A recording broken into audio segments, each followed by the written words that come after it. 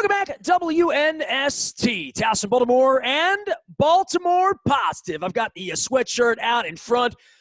We had a lot of Ravens football around here, playoff football and impeachment conversations and all sorts of things about travel and commerce and the pandemic. Don Moeller has been mixing it up all month long. You can find all of our county executives out at Baltimore Positive, including Mayor Makeda Scott joining us next week. Barry Glassman is going to be joining us from Harford County next week, as well as 2 sit-downs with all of the Baltimore County executives, including my partner Don Moeller, as well as what we call election palooza around here. But, Don, I guess it's going to be impeachment palooza at this point. I welcome in former Baltimore County Executive Don Moeller to bring – this is one of your segments that is for me, because I think this whole thing began as a civics course, right? We're getting a hell of a conjunction junction little schoolhouse rock here the last month, Don. But we really are. But, this is an education segment we're about to do here, because – you sort of wanted to stir all of this up going into the General Assembly because we think Kerwin's so important. And I don't know where Kerwin is now with pandemic and insurrection and all the other things we have going on in our country. But I do know educating our children's 1 and 1A, especially in your family. We will be getting an update on Kerwin from Senate President Bill Ferguson, who will be joining us in the next week or so. But today we are delighted to have her first time, hopefully not her last, on Baltimore Positive. You afraid I'm going to scare her off? You never know. The chair of the Baltimore County School Board, Makeda Scott. Makeda, welcome to Baltimore Positive. Thank you so much. I'm so delighted to be here, and thank you for having me. We are delighted. We're going to get into all of the educational issues, but before we do, people see your name. They see in the Sun paper you've been elected chair of the school board, but they may not know a whole lot about your background, what you do outside of Greenwood on the Hill, right there, 6901 Charles Street. Tell folks. I love that building, by the way. Old school. Beautiful. Yeah, hey, Makeda, before we get it real quick, I always kid my Loyola friends, and Nestor would like this as well. When I was assistant superintendent out in that building for a number of years, once a year, I used to kid Tony Marcioni and Stuart Berger. I would get a call from someone at Loyola next door saying, you guys ever want to sell that property? We would love. And I'd say, no, the school board's pretty happy here. I don't think we're going to be selling this property. So tell everybody a little bit about Makeda Scott, who she is and how she got to this point. Oh, thank you for allowing me to talk about it. And again, thank you for having me on the show. I'm really excited to be here. My name is Makeda Scott, and I am, as you can hear, I have a very flat Midwestern accent. A lot of my primary years, I grew up in Ohio, and we moved here to Baltimore when I was a child, but I retained my accent. We call that trading up for those of us who don't like the Browns and Bengals, by the way. Okay. And when I came here in Ohio, I grew up in a little small town, Bowling Green, Ohio, and everybody went to the same school. There weren't different schools. We weren't zoned. Everybody went to the same school. And coming to Baltimore was very, very different from Bowling Green, Ohio. And I came here, and that was my first introduction to education in Baltimore. And I basically decided to run for school board. Fast forwarding a little bit was when I had my daughter, and I grew up in Baltimore City. I'm a Baltimore City resident. Now I moved later on to Baltimore County. I became a Baltimore County resident. And I moved here because of our schools and our strong education system. And I was very impressed with things that I saw, and I decided to have my daughter, and I have twin boys. I have a little girl, and I have twin boys, and we decided to move out here and educate our kids. And I got involved in the PTA. I got involved very much with my children's education, and that was a trajectory that guided me to run for the Board of Education, just seeing how things work. And it wasn't because things were always working well or things were necessarily bad, but I said, if I'm going to help, then I need to be a part of the solution. And that was why I decided to run. I think that, I had a lot of ideas and suggestions, but I said, if I have these ideas and suggestions, then I need to actually put my money where my mouth is and step out there and try to do something about it. So that's what I did.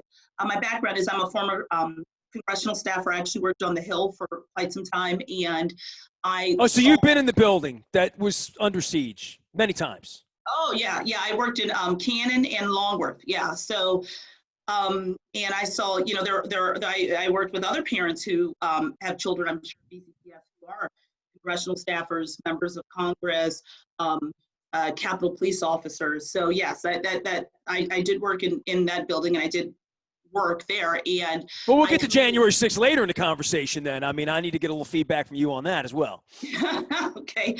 And yeah, so I commuted back and forth for years, and I saw how things happened, how things worked, and I just said, I really need to do things in my community and basically, work and make changes, take the experiences that I've had, the knowledge that I've had, and work to make things better in my own community. So that's what I decided to do, and that was pretty much why I ran.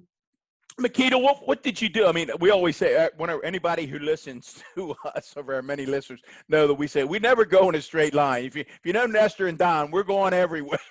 That's just the way we're wired. What did you do on the Hill? I was a communications director, so I did speech writing. For who? I worked for Congressman John Sarbanes. Oh, okay. Well, he's been with us many times. Oh yeah, yep. And I wrote speeches, I wrote press releases, I reached out to people such as yourself, set up interviews, responded back with questions, just everything. And I worked in his Towson office, and I worked in DC. Now, what brought you to Baltimore? I mean, how long have you been in Baltimore? You define yourself as a Midwesterner by accent, but give me what. I'm always interested in people that transplant here because Don and I were sort of born and planted here. People that choose to come here, we're always wondering, like, what brings someone to Baltimore and makes them a lifer and makes them want to wear a scarf that's Maryland and call this home. Like, literally, calling it home means you want to make it better. Oh yeah, this is my home. I moved here when I really didn't have a choice. I was a child, so. Oh, so you've been here all your life? Okay, fair enough. Yeah, exactly. It wasn't like I moved here as an adult. I moved here as a child, and I just I went away to school in North Carolina, and then I decided to move back here because I love Maryland. I love Baltimore. This is my home. This is where my roots are. This is what I believe in, and that's why I'm here. Well, Makeda, I promise we will get to education, but as Nestor said, given the background that you just stated and your experience with our good friend Congressman Sarbanes, take our listeners back to where you were on January the 6th when you first realized what was happening to that building that I'm sure you cherish, and walk us through your thoughts and feelings as you saw that attack by terrorists on the United States of America. I was at home, I was watching the news, and you're right, that is a building that I cherish. That's a building that I have a lot of memories in, a lot of friends who are there, and I was absolutely shocked. It was almost unfathomable to me, and immediately what I thought about were people that I know and love and care about and wondering about their safety. And I even thought about myself. Several years ago, had I still been there, I thought about where I would have been, would I have been under a table, and who would I have been calling to make sure that my kids were picked up from school because I might not make it home. Well, you know what? This is a good jumping off point then, because Nancy Pelosi in the aftermath talked about her staffers knowing how to get under a table, turn lights off, barricade doors, because they were taught that when they were kids in school in America. That's where we are, right? And I guess maybe that's a jumping off point as far as where our children are in education. They can't even get into the classrooms at this point because of the plague brought on. Where are we now? I mean, in the aftermath of all this, and with our kids and virtual, and Don's been involved in education, his family, his daughter's involved in education forever. I stand on the outside wanting people to be more educated so things like last Wednesday don't happen in this country. What's the state, right? What should a citizen like me, that my dog in the hunt is, I want all y'all's kids to be better educated so we can have a better society, because I don't have a dog in the hunt right now.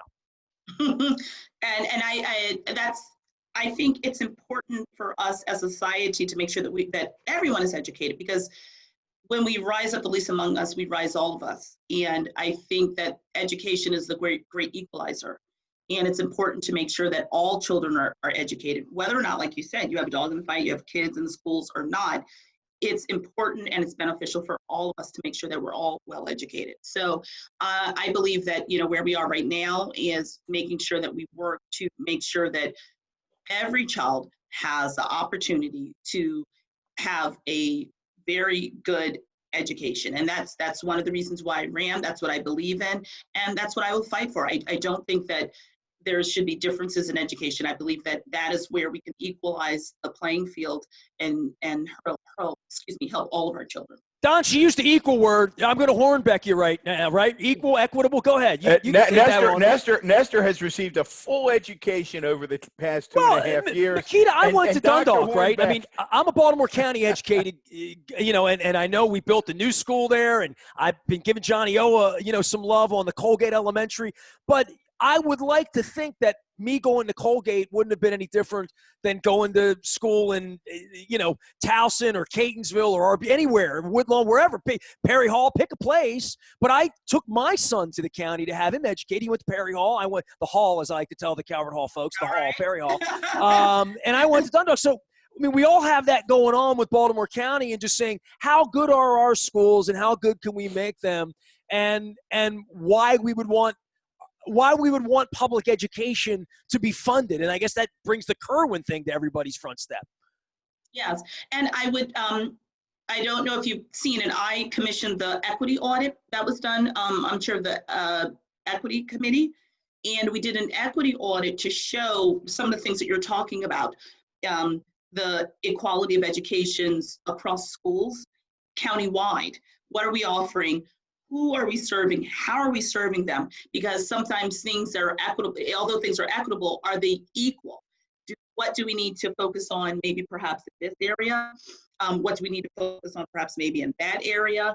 Who are we serving well, and where can we have improvements?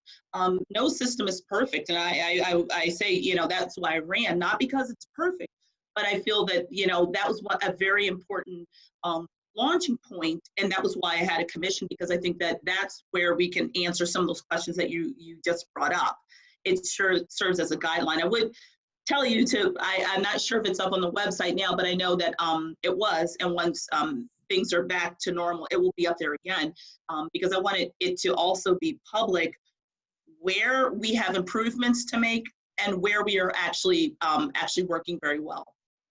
Well, Makeda, you were taking over, my goodness, at a time of immense challenges. I could begin, when I began to think about our conversation, I thought, let me see, board relationships, pandemic, budgetary issues, some less than cordial interactions with elected officials. There is so much going on, and if folks had not been living under a rock, they know that the Baltimore County School Board has had some internal tensions. I think your student member, who appears to be just an amazing young man, exceptional young man, indicated in one of the articles that I read that if you think it's contentious in front of the cameras, you ought to see what takes place, and you're giggling when the doors are shut. Is that out of the mouth of babes? Is that what we say, right? Yeah, there we go. I was going to say that. Thank you. So how do you, as the chair, first of all, do you see it as one of your responsibilities to try to repair these fractured relationships on the board? And how do you go about doing that? I think folks are interested in that, because I think they want the school board to demonstrate civility, because you're in charge of children, if nothing else. Oh, absolutely. I think it's a very basic thing of what we do, that we should project civility, because we are an example to children, but also the school board sets a tone for the administration, for teachers, for everyone. So that is important. I feel that it is the role of the chair, or my chairwomanship, to, as much as I can, to try to mend those relationships. And I would say the key to doing that is communication, having open communication, making sure that we communicate, like you said, with elected officials, communicate with each other, but communicating in a way that's civil. We don't have to agree. We have various backgrounds. We have different backgrounds. We come from different experiences.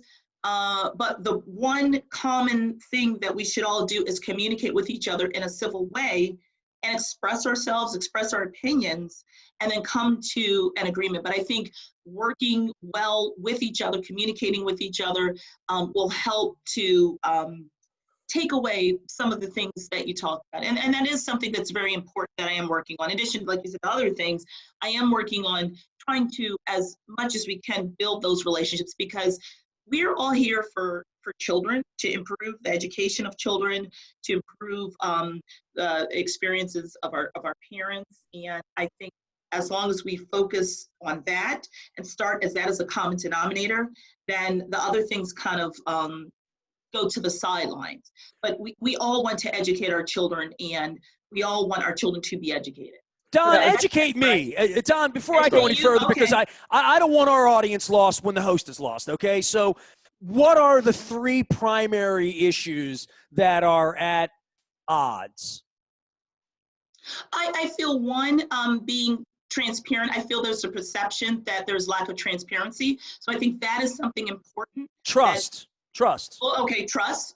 That's true. Trust, transparency. Well, if you don't have that, you don't have anything, right? You don't have, exactly. So building trust first with each other, and then building it out from there. Transparency builds trust, but Correct. there has to be verification of the transparency. Correct. And so I think that working on that, also on accountability, making sure that in our transparency, in our trust, that we communicate, and that we are showing that we hold, first of all, ourselves accountable, and then the system accountable, and that then we're communicating that. So I think like you said, transparency, trust, accountability, and also I think civility. You're giving me really vague things. I mean, I'm trying to break. What are the arguments? What are you trying to do, and what's the resistance to that on the other side? I'm trying to understand the actual. What do you argue about behind closed doors in regard to things that there are differences, not the fact that there are differences. What are the differences? I think the differences are that we all don't come from the same background. We have different backgrounds. We have different viewpoints. And I think that and I don't mean to be vague, because you said it was vague. Where would you like to allocate money? Is this about money? I mean, literally, is it about where we're going to put money, or where we're going to put resources, where we're going to put people, or what we're going to teach our children, or when we're going to go back to school? I'm trying to really, I don't know enough about the facts. Well, so I'm really trying to. I think what that comes down to, though, is your perspective, as far as if you come from a viewpoint, or your experience is one thing, then that guides you as to where you would want to put money, or where you would want to allocate resources, or what you would want to focus on. So I think it's your perspective. I think we just come from different perspectives, but I do believe that we can all work together. So I don't think that there's necessarily resistance, or maybe I would like to think that there's not resistance. The way that I feel that we can work forward and move forward is working together, looking at our differences. I don't see it as a resistance. I see it as a different perspective. But I feel that with communication and partnership and more open conversations, we can move past that to bring BCPS and ourselves and make sure that we have good communication and educate all of our children. If you're just joining in, we are sitting and chatting all things education with the chair of the Baltimore County School Board, Makeda Scott. Makeda, let's drill down to a couple of specific issues. I said, boy, the things on your plate. First of all, thank you for doing it. Thank you for assuming the chair as someone who has grandchildren in the school system. By the way, you said you had twins. How old are they? Yeah, my boys, they graduated from school. They're 22. Oh, you made it. Okay, because my grandchildren twins are about to turn 5, and I tip my hat to anyone who raised twins. There's a lot of energy going on there, Makeda. I've been around it. It's incredible. God bless you all. So let's take some of these issues. Let's start with the one that's been on everybody's mind since, I guess, back before Christmas, the cyber attack. And certainly the school system has come under some criticism. And I'm not asking you to defend, what personnel did or not did, but can you give us any kind of an update as to how the system is progressing, when you think, do you have any sense as a board member when the systems might be back up and running so that people would once again have confidence that the situation has been addressed? As a board member, I take the information that I get from staff and from the superintendent. And as of right now, I don't have an update to give or anything like that, but I know that BCPS has been posting updates. The superintendent has been calling, posting information, communicating with parents and staff and board members, giving us the most up-to-date recent information that's available. And you also mentioned the term accountability. It's interesting. A reporter called me the other day and asked for my reaction to the request. And you may have a different point of view, and that's what makes Baltimore Positive to us, we think, interesting. They asked my reaction to legislation being supported by the county executive and a number of the elected leaders in Annapolis that would allow Baltimore County government's inspector general to also have some oversight and some ability to review the finances at the school system. I said, as a former county executive, I support that kind of approach because I go back to what you said, is that transparency and accountability matters, and people ought to have total confidence that every dollar that's being spent is being spent wisely. My good buddy and our friend Kevin Kamenetz used to lament he used to take it out on me. I used to kid him because he'd say, "You were over there for 30 years. We're the bank. We write you the check and we never get to see how it's spent or know what's going on." And so elected officials have felt this for a long time. What is your thought? Is that something that you're willing as a board to take a look at, or what's your immediate reaction to the legislation that will be introduced in the General Assembly regarding additional oversight by the government? My immediate response is basically to read more about it, learn more about it. I've taken a cursory look at it.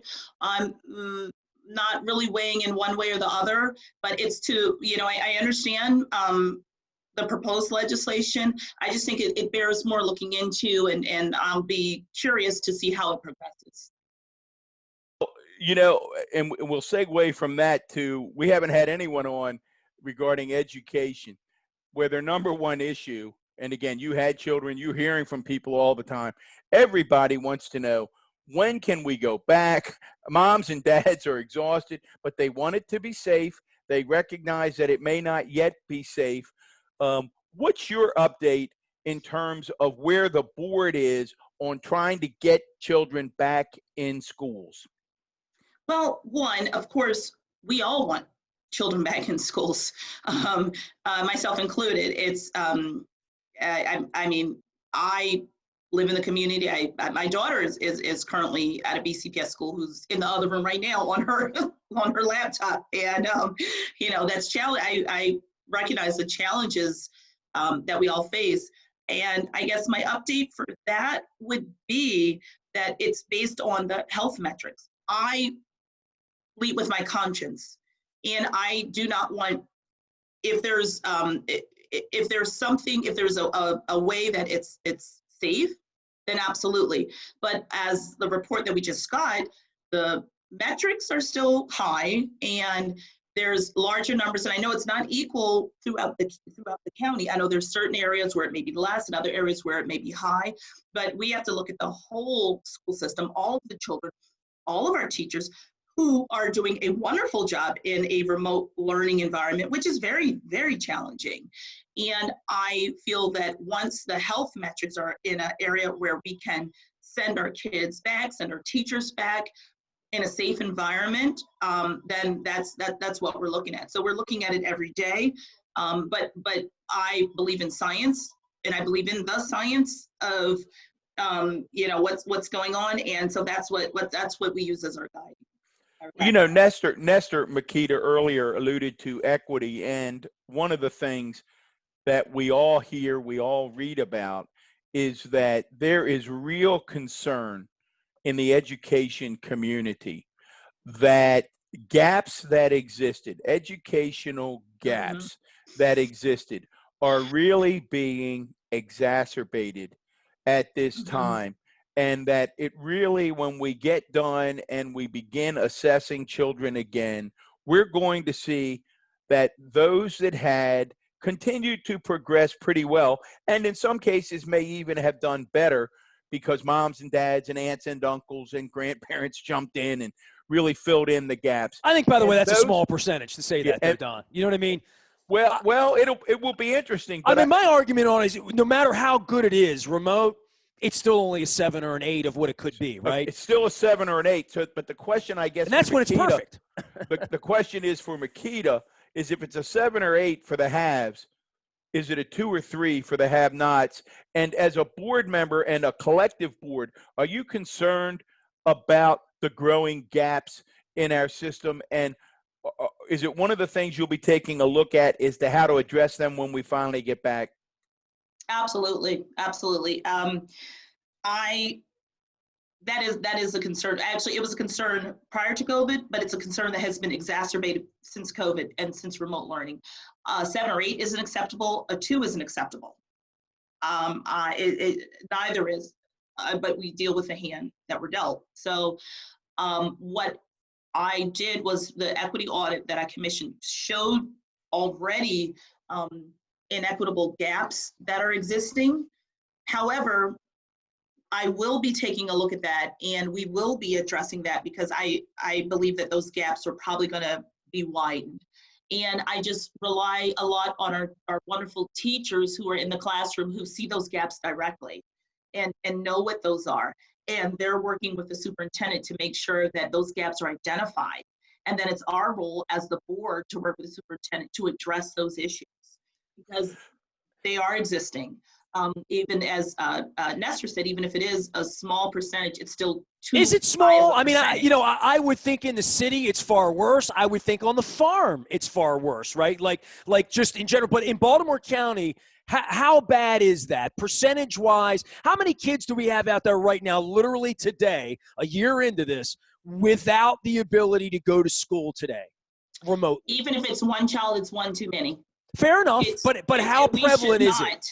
So right now, because we don't know the full impacts of COVID, I don't have that number because we don't know what it will be. But I think that it might be larger than what you may be thinking because, like you said, Baltimore County is vast. We have areas of Baltimore County where it is comparable. How many kids go to school in Baltimore County? I've heard that number. And then 120,000 are comparable to the farm, as you said. Is it how many kids? 100,000 kids? 115, Makeda? I said 120, 115. Is that right? 115,000 kids. Yes. If there are 4,000, 8,000, whatever the number is, how do we service those kids?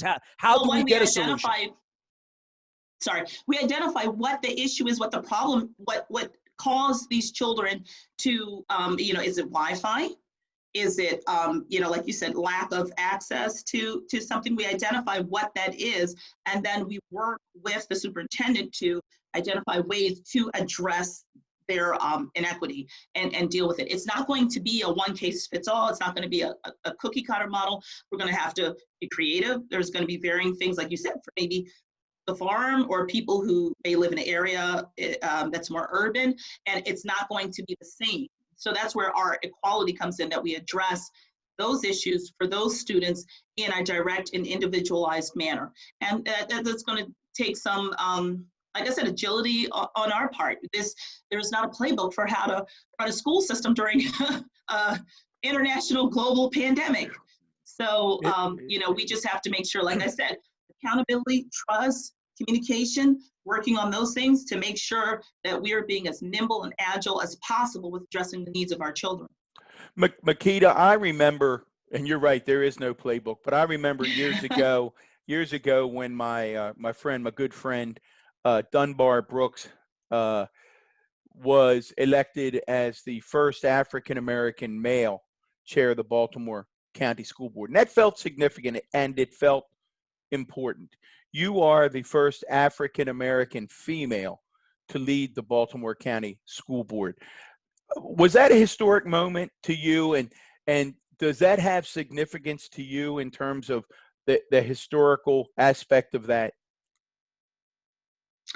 It does. When I ran, and because I was in doing so much work and working with people, it really didn't hit me until I started hearing from the community and hearing from other folks, and especially hearing from young African-American girls who said, I want to run for SGA, and I was nervous, and and just talking to them and realizing what that meant. And that was when it really started to hit me, young women of color who said, wow, how did you do that? Or could I do something like that? And wanting to, run for various local positions in high school. And that was just really when it did hit me, and I realized the significance of it, because I just look at it as, I'm doing the work. I'm here to work with people and establish things. And I am an African-American female, and I'm very proud of that, and how I'm using, my voice to help the voiceless and other people who may feel that they haven't had a seat at the table, or they haven't been able to, or they felt that because of who they are, they can't do certain things. So I know that was a long-winded response, but that was really what it No, it's wonderful. And before, you've been very gracious. Before we let you run, what have you learned in the 2 years that you've been on the board? You run, you think you know what it's going to be. Oh yeah. What have you learned where you go, wouldn't have thought that? I've learned that I feel Baltimore County is a microcosm of the United States of America. And a lot of the things that I'm seeing nationally also are local. And I realize that we have more in common than we think that we do. And that was just something that was interesting to me. And that was something that I learned. And I think I've learned how to be a better communicator. I thought I was a good communicator previously. I think I've become a better communicator. And also really, as much as we have in common, there's things also that we don't have in common. And I think I've just learned that if we are going to move forward as a country, if we're going to move forward as a county, as a school board, we have to find that common ground. And there is common ground. It's just sometimes harder to find, but we can find it, and then we use that to move forward. So, well, anybody trying to help the kids, we're all about. So we appreciate you taking some time out, coming on. I hope at some point we get the shot, we get rid of the masks, we can all, as I say, go have a beer and sit on the lawn at Merriweather one day and go out and go to ball games, do the things we do. We do appreciate you coming on today. Thank you so much for having me. I appreciate you all having me today. Makeda, good luck, and keep my good friend John Offerman straight out there, will you? He's hard to handle now. Makeda Scott joining us from out at Greenwood, the chair of Baltimore County School Board, and, of course, along with former Baltimore County Executive Don Moeller. We have lots and lots of guests here above and beyond all the football we're doing and some of the social activities we're doing around here. Former Baltimore County executives all coming together this week, as well as what we used to call Election Palooza, we're going to call Impeach-a-Palooza a little later on in the week as well. I am Nestor. He is Don Moeller. We are WNST.net, AM 1570, Towson, Baltimore. We never stop talking education, Kerwin, and Baltimore Positive.